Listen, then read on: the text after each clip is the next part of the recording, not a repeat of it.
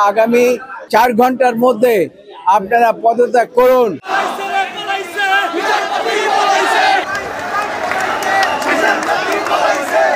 আপনারা জানেন যে ইতিমধ্যেই ছাত্র জনতার বিপ্লবের মাধ্যমে হাসিনা সরকার পদত্যাগ করেছে এবং পদত্যাগ করে দেশ থেকে পালিয়ে গিয়েছে। এই অবস্থায় আমরা আজকে এই যে আইনজীবী এবং ছাত্র জনতা এখানে একত্রিত হয়েছি একটি মাত্র কারণ, তার কারণ হচ্ছে যে প্রধান বিচারপতি এখনো ষড়যন্ত্র করছে এবং ষড়যন্ত্রের অংশ হিসাবে আজকে তারা আদালত ভার্চুয়ালি বসাবার চেষ্টা করেছে।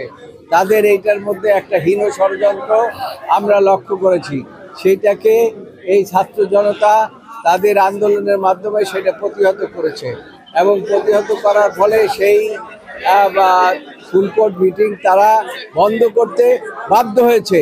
এখন এই ছাত্র জনতা রক্তের বিনিময়ে যে স্বাধীনতা অর্জিত হয়েছে দ্বিতীয়বার, এই স্বাধীনতাকে আমাদের রক্ষা করতে হবে।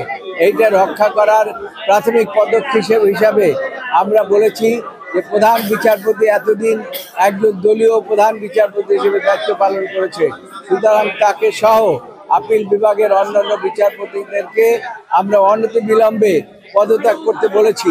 আপনারা ইতিমধ্যে শুনেছেন তিনি বলেছে যে আমরা নীতিগতভাবে সিদ্ধান্ত নিয়েছি। এই নীতিগত সিদ্ধান্ত ছাত্র জনতা মানে না। তাদেরকে আমরা বলছি আপনারা আগামী 4 ঘন্টার মধ্যে আপনারা পদত্যাগ করুন এবং রাষ্ট্রপতির কাছে পদত্যাগ পাঠিয়ে দিয়ে এই ছাত্র জনতার যে আন্দোলন, এই আন্দোলনের প্রতি আপনারা সম্মান প্রদর্শন করুন। শহীদের রক্তের প্রতি আপনারা সম্মান প্রদর্শন করুন, জাতি আপনাদেরকে স্মরণ করবে। তাই আজকে এই সকল ছাত্র জনতা ঐক্যবদ্ধ হয়েছে তাদের পদত্যাগের দাবিতে। অনেকেই বলতেছে যে একটা ষড়যন্ত্র, একটা কু করার চেষ্টা, যে সরকারের সাথে কোনোভাবে কনসার্ন না করে এরকম একটি ফুলকোর্ট সভা ডাকা, এটা আপনি কতটুকু সত্যতা মনে করেন? আমরা আগেই বলেছি ষড়যন্ত্র থেমে নাই। ষড়যন্ত্র আগেও হয়েছে, এখনো হতে পারে, কিন্তু কোনো ষড়যন্ত্রেই এই ছাত্র জনতার আন্দোলনের মুখে টিকবে না। তাদেরকে অবশ্যই বিদায় নিতে হবে।